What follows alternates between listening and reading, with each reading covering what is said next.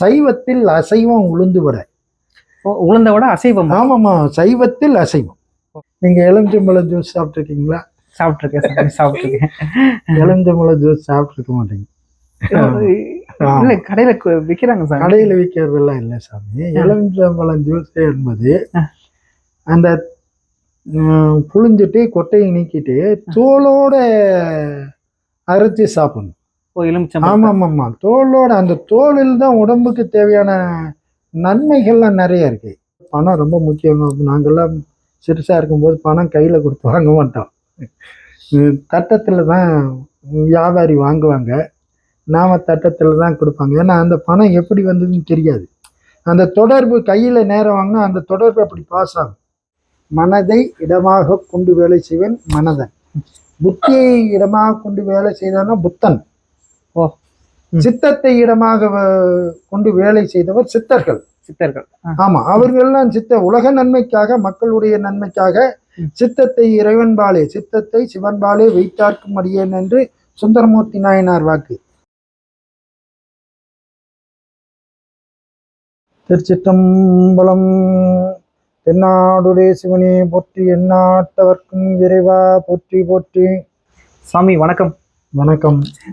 நேயர்கள் அனைவருக்கும் வணக்கம், நன்றி. சாமி, உளுந்த வடையில ஏன் சாமி ஓட்டை இருக்கு? உளுந்து வடையிலையா? அது பைரவ பெருமானுக்கும் ஆஞ்சநேய பெருமானுக்கும் வடமாலை சாற்றுவாங்க. அந்த வடமாலை சாற்றுவதற்காகத்தான் ஓட்டை வச்சு கோர்த்து போடணும் இல்லைங்களா? அதற்காக அது ஊசி வச்செல்லாம் வெந்தையில தைச்சி இது பண்ணிங்கன்னா அது இதாகிடும். அதனால ஓட்டை போட்டோம்னா அதில் அப்படியே கோர்த்துக்கலாம். அது சுற்றிலும் வெந்திருக்கும், நாம் அதை இது பண்ண முடியாது. அது ஓட்டை மாலை போட்டு இது பண்ணிடுங்க. அப்புறம் உளுந்து வடை சைவத்தில் அசைவம் உளுந்து வடை. உளுந்த வடை அசைவம்? ஆமாம்மா, சைவத்தில் அசைவம். ஆமாம், அந்த உளுந்து பார்த்தீங்கன்னா சீக்கிரம் அந்த நாற்றம் அடிக்கும். மாவு உளுந்து மாவு ஆற்றுச்சுன்னா நாற்றம் அடிக்கும். அந்த நாற்றம் பார்த்தீங்கன்னாக்கா மாமிச நாற்றம் போல் அதிகமாக வரும். அதனால சைவத்தில் அசைவ உளுந்து. அது ஆனால் உடம்புக்கு குளிர்ச்சியான உணவு, அருமையான உணவுகள். அந்த உணவு உளுந்து அதிகமாக சேர்க்கும்போது பெண்களுக்கு வரக்கூடிய இடர்கள் நோய்கள் எல்லாம், மாதவிடாய் நோய்கள் எல்லாம் அந்த உளுந்து கஞ்சியும் செஞ்சு கொடுப்பாங்க. அந்த உளுந்து பயிர் வகையில உளுந்து உளுந்தங்கஞ்சி சாப்பிடும்போது, ஆமா, உளுந்த களி இதெல்லாம் சாப்பிடும்போது என்னன்னா அவங்களுக்கு இந்த மாதவிடாய் கடங்கள்ல துன்பப்படுவாங்க. அந்த துன்பங்கள் எல்லாம் இல்லாம அவங்க சுகமா அது பண்ணிக்கலாம், போகும். அதாவது மானுட வாழ்க்கையில் துன்பம் கலைந்து இன்பத்தோட வாழணும். எதா இருந்தாலும் ஒரு துன்பம் தான், ஒரு உயிர் அனுபவிக்கிறது இல்லையா? அது அவங்களுக்கு தான் தெரியும், அதெல்லாம் பெரிய துன்பம். அந்த துன்பங்கள் நீங்கும் பொருட்டாக இயற்கையான உணவுலே இறைவன் படைத்து வச்சிருக்கான். அந்தந்த உணவு வகைகளை நாம இயற்கையோட ஒன்றி வாழணும். நாம இன்னைக்கு இயற்கையோட ஒன்றி வாழ்வதில்லை. நீங்க எலுமிச்சம்பழம் ஜூஸ் சாப்பிட்டுருக்கீங்களா? சாப்பிட்டுருக்கேன். எலுமிச்சம்பழம் ஜூஸ் சாப்பிட்டுருக்க மாட்டீங்க. இல்ல, கடையில விற்கிறாங்க சார். கடையில விற்கிறதெல்லாம் இல்லை சாமி. எலுமிச்சம்பழம் ஜூஸ் என்பது அந்த புழிஞ்சிட்டு கொட்டையை நீக்கிட்டு தோலோட அரைச்சி சாப்பிடணும். ஆமாம்மா, தோலோட. அந்த தோலில் தான் உடம்புக்கு தேவையான நன்மைகள்லாம் நிறைய இருக்கு. நீங்க இயற்கையிலே உணவு வகை இந்த கொத்தவரங்காயும் எலுமிச்சம்பழமும் 100 கிராம் கொத்தவரங்காய், ஒரு எலுமிச்சம்பழம். நாம் எலுமிச்சம்பழம் டிஸ்ட்ரிக் வைக்கிறோம், எல்லாத்துக்கும் சொல்கிறோம். அதில் நிறைய ஆற்றல் இருக்குது, அந்த இதெல்லாம் சொல்லலாம்.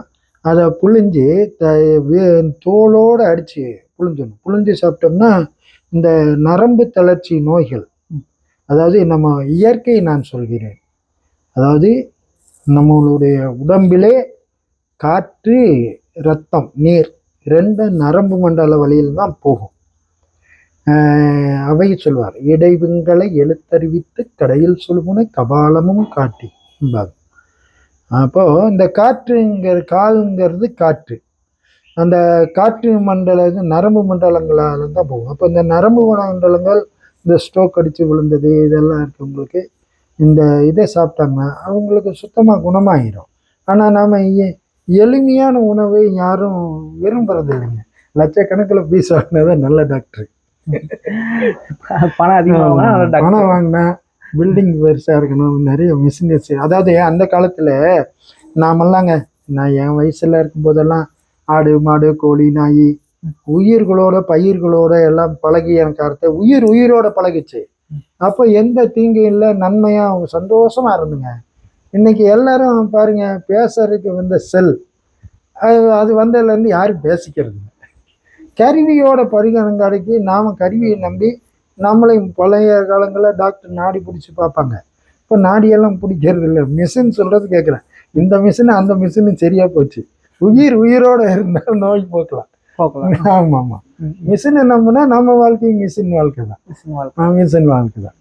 அதனால் உயிர்களோடு நாம் சம்பந்தப்பட்டு மகிழ்ச்சியாக இருக்கும்போது தான் நோய் இல்லாமல் வாழலாம். நான் இயற்கை பேசுகிறேன், அவ்வளோதான். அதாவது யாரையும் நான் குறிப்பிட்டெல்லாம் பேசலை. எல்லாம் இது இருக்குது. நோய்களில் 3 வகையான நோய் இருக்குது. அதாவது மருத்துவம் இருக்குது, மென்மை மருத்துவம், அதுக்கப்புறம் இடையின மருத்துவம், அதுக்கப்புறம் வன்மை மருத்துவம். ஒரு இப்போ ஆக்சிடென்ட் எல்லாம் ஆயிடுச்சுன்னா அது வன்மை மருத்துவத்தில் தான் செய்ய முடியும். அதெல்லாம் மருத்துவத்துறை மருத்துவம் எல்லாம் நல்ல மருத்துவம் தான். ஆனால் அதை வச்சு நாம் இன்றைக்கு பெரிய இதாக இருக்கு பண்ணக்கூடாது. என்ன சாமி பண்ணுறது? படிக்கிறதுக்கே பல கோடி கொடுத்தா அதெல்லாம் நான் பேச வரலைங்க. அதாவது என்னன்னு கேட்டிங்கன்னா, மருத்துவம் 3 வகை இருக்கு. அவங்கவுங்க படிச்சதுல அவங்கவுங்க செய்யறாங்க. அதாவது அன்றைக்கு என்னன்னு கேட்டீங்கன்னா, இந்த உயிர் துன்பம் அடையக்கூடாது என்பதற்காகத்தான் இது. இன்னைக்கெல்லாம் காசு கட்டுனாத்தான் பார்ப்பேங்கிற அளவுக்கு ரொம்ப வருந்தத்திற்கு இதாக போயிடுச்சு. 3 வகை சொன்னீங்கல்ல சார். அதாவது என்னன்னா, மென்மை மருத்துவம், அப்புறம் இடைநிலை மருத்துவம், அப்புறம் வன்மை மருத்துவங்கிறது ஆங்கில மருத்துவம். ஒரு கருவி உறுப்புகள் கெட்டு போச்சுன்னா எடுத்துறோம் இதெல்லாம். அப்புறம் ஒரு சித்த வைத்தியம் போனோன்னு வைங்க. இப்போ இதெல்லாம் இறைவன் கொடுத்தது. ஒரு ஊருக்கு 4 வழிங்க. கிழக்க இருந்து வரலாம், மேற்க இருந்து வரலாம், தெற்க இருந்து வரலாம், வடக்க இருந்து வரலாம். அப்போ இந்த உடம்புல அந்த அமைப்புல தான் ஆண்டவன் நம்மளை படிச்சிருக்கான். ஒரு கருவி கட்டிப்பான், அது ஏதோ ஒரு வகையில சரி பண்ணிக்கிறதுக்கு வழி இருக்கு, அதெல்லாம் போகும். ஆனா அவங்களதுல போனா அந்த உறுப்பு வச்சுன்னா எடுத்து வீசி போட்டுறது. அது நம்மளுடைய மருத்துவங்கள்ல முடிந்த அளவு காப்பாற்றுவாங்க. அது காப்பாற்ற முடியாம இல்லை, அது காப்பாற்றப்படவும். அப்புறம் எதா இருந்தாலும் வினை, அந்த நல்வினை செய்தால் நல்லவர்களோடு சேர்ந்து நோய் இல்லாமல் வாழலாம். நாம் அதாவது பணம் ரொம்ப முக்கியம். நாங்கள்லாம் சிறுசாக இருக்கும்போது பணம் கையில் கொடுத்து வாங்க மாட்டோம், தட்டத்தில் தான் வியாபாரி வாங்குவாங்க, நாம் தட்டத்தில் தான் கொடுப்பாங்க. ஏன்னா அந்த பணம் எப்படி வந்ததுன்னு தெரியாது. அந்த தொடர்பு கையில் நேரம் வாங்கினா அந்த தொடர்பு அப்படி பாஸ் ஆகும். ஆமாம். அதனால அந்த பணம் இது இல்லை. இப்போ தவறாதான் யாரும் உடல் உழைப்பு செய்ய விரும்பலை. அந்த உடல் உழைப்பு செய்யாதனால பாருங்க, தமிழில் மெய் என்று பெயர் உடம்புக்கு. மெய் என்ன உண்மையா பொய்யா? உண்மைதானே. அப்போ மெய்னா உண்மைதானே. இந்த உடம்பு உண்மையா பொய்யா? உண்மைதான் உடம்பு. சரி, இந்த உடம்புக்கு மெய்யின்னு பேர் வச்சான். சரி, இந்த மெய்யினா உண்மைதானே. அப்போ உண்மை, இந்த உடம்பு உண்மை சொல்லிச்சா பொய் சொல்லிச்சா? உண்மையதான் சொல்லுது. என்ன உண்மை சொல்லுச்சு? இல்ல, மெய்ங்கிறது உண்மை. இந்த உடம்புல உயிரை மெய்ங்கிறோம். அப்போ உண்மைதானே. உயிர் வேற உடம்பு வேற. உயிர் வேற உடம்பு வேற. உடம்பு மெய்யின்னு பேரு, புரிஞ்சுங்களா? அப்ப உடம்பு உண்மை பேசும். என்ன உண்மை பேசுது? பசி எடுத்தா பசி எடுக்குதுங்க, அடிச்சா வலிக்குது. இந்த 2 தான் உண்மை பேசும். மிச்சம்லாம் வேற மனசு, அது சூக்கும கருவி.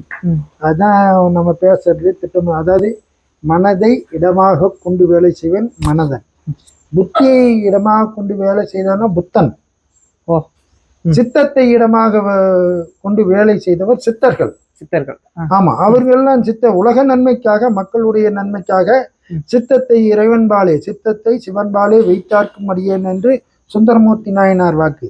சித்தத்தை இறைவன்பால் வைத்து உலக மக்கள் நன்மைக்காக மருத்துவம், விஞ்ஞானம், ஜோதிடம் எல்லாம் கண்டுபிடித்தவர்கள் சித்தர்கள். ஆமா, அந்த வைத்தியம் ஒன்று இருக்கு. அப்புறம் இயற்கை வைத்தியம், அதாவது இலை தலை காய்கறிகள் இதை வைத்து போக்கக்கூடிய ஒரு மருத்துவம் உண்டு. அது மென்மை வைத்தியம். மென்மை வைத்தியம். ஆமா ஆமா, அதுவும் நோய் கேட்கும். நல்லா இன்றைய காலகட்டங்களில் கேன்சர் என்பது அரிய நோய், பெரியதாக இருக்கு. அது இந்த கோவக்காய் இருக்கு இல்லைங்க, கோவக்காயை பச்சையாக ஜூஸாக அடித்து கொடுத்தா கேன்சர் செல்கள் ஒழியும். கோவக்காய். ஆமாம் ஆமாம். அதே நீங்கள் நம்ம சொன்ன தமிழ் மொழி, அதில் பாருங்க, உயிரெழுத்து என்று ஒன்று வச்சார், மெய்யெழுத்துன்னு வச்சான்.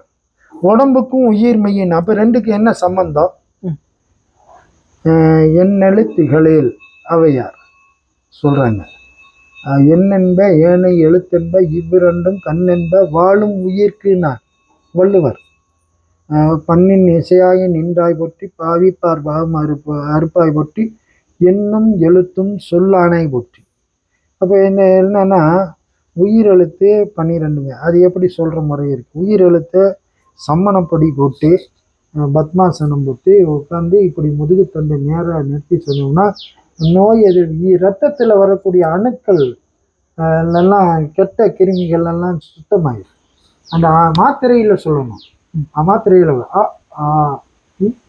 அந்த முறைகளில் காலை 5 முறை சாயந்தரம் 5 முறை சொல்லணும். மெய்யெழுத்தை நின்று சொல்லணும். மெய்யெழுத்தை நின்று சொல்லணும். என்ன, இந்த உச்சங்கால்ல இருந்து தலை முடி வரைக்கும் இந்த நரம்பு மண்டலங்கள் சுத்தமா வேலை செய்யும், ரத்தம் காற்று நல்லா போகும். புரியுதுங்களா? மெய்யெழுத்தை இப்போ உட்கார்ந்து சொல்லக்கூடாது. ஆனா நீங்க படிக்கும்போது போயிருக்கும்போது எப்படி வேணாலும் சொல்லலாம். ஆனா ஒரு நோய் வராம இருக்கணும்னா இதை ஒரு பயிற்சியா, அதாவது யோகாசனம் என்ற ஒரு கலை உண்டு. ஆனா தமிழ் மொழியை படித்தால் எந்த யோகாசனமும் தேவையில்லை.